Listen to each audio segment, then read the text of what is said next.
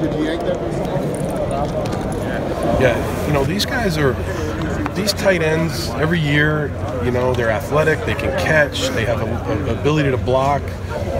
That position for me is one of my favorite positions. I love evaluating it. I've loved coaching it. And it looks like this group that we have here on both teams, pretty good group of tight ends. Why is it so hard to find the guys nowadays that can do both? It seems long rare. It's really hard. I mean, you know, I've been fortunate in my career, very fortunate to coach some of the best tight ends. And I was in New England with Gronkowski. And, you know, it's rare to find the guy that, you know, is 6'6", 265 pounds that can, you know, block and run great routes and catch the ball. It's very rare, but you know, we have guys in Houston that have been able to do some good things. C.J. Fedorowicz and Ryan Griffin and Steven Anderson. So, you know, we just keep searching. How you doing?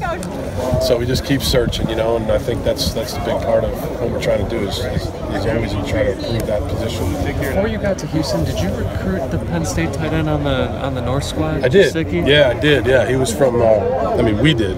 Yes. He was from New Jersey and was a great high school volleyball player. You should have seen him play volleyball. I mean, you never see anything like this. But basketball, I mean, he was so athletic, so tall, could jump out of the gym.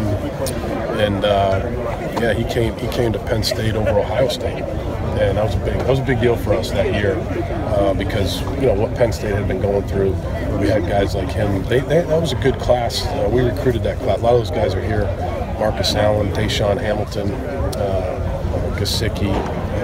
Some good guys in that class. They all seem to be having a good week too. Before you guys came out on the press field, he had a big day, a couple of big plays. He seems like he can maybe be an NFL matchup problem. What Talking about Gesicki? Yeah. What about his skill set? Well, I think he's got length. He's got, like I said, really good athletic ability. He can jump. He's got really good hands. He's smart.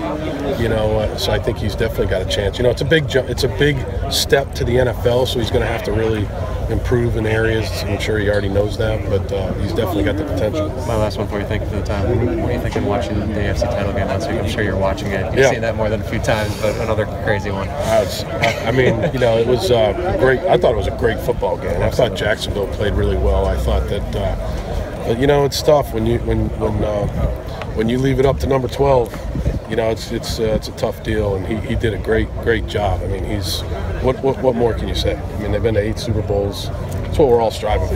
You know, they set the tone in this league right now. We're all chasing them.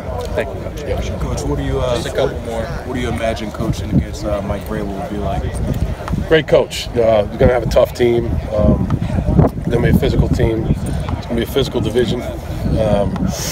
But that's what I was telling Sarah before. I mean, when you have great coaches on your staff and you have a good staff, you know, it's something to be proud of that teams want to hire your coaches. You know, I think you know, there's only 32 of these jobs, so when you get to that level and you got really good coaches, it's inevitable that some of them are going to be head coaches, and he deserves a chance. He's going to do a good job.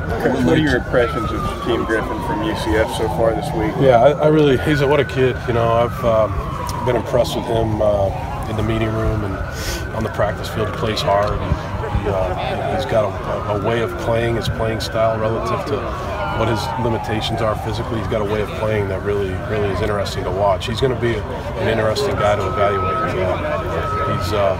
He's a tough guy. He plays fast. He's good on special teams, so he's a fun kid to coach. He just told us he played about 4 different spots today, so obviously y'all see some versatility there. Yeah, we're trying to move him around. I think that's what the NFL wants to see, so we're trying to do things that everybody can get a look at, and safety and a linebacker, and maybe even as a DPR, a designated pass rusher, and then on special teams. So yeah, we move him around. Bill, his personality is about as infectious as anyone I've come across here. Who's this? Shaquem. Griff, yeah. Does that come across to you? Yeah, right away. Yeah, he's a good kid. He's funny. He's in the meeting room early. Got a lot of energy. We got a good group of guys. I don't know if you noticed that there at the end. These guys, we got a lot of energy.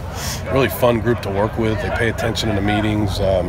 Come out and practice hard. They really got better today. I was really impressed with how they try to take the coaching and get better today. So it was a good day. But yeah, he's a great guy to coach. One more for Cameron. Bill, what do you go back to Mike again? What do you remember bringing him in 4 years ago as linebacker coach? What led to that, and then what do you kind of learn from him? Well, you know, I was in New England for 5 years, and he was there for 2 of those years. And, you know, he was the type of guy that I came to New England as a quality control guy. was he was one of the star players, but he enjoyed the quality control guys, breaking down. You could tell he wanted to be a coach, and so we developed a relationship, and then we stayed in touch. And when I actually tried to hire him at Penn State, I couldn't do it there. He didn't want to leave Ohio State to go to Penn State, but when we got to the Houston Texans, we were able to hire him, and did a great job for us. Thanks. There's connections, I guess, in the AFC South now. Oh yeah.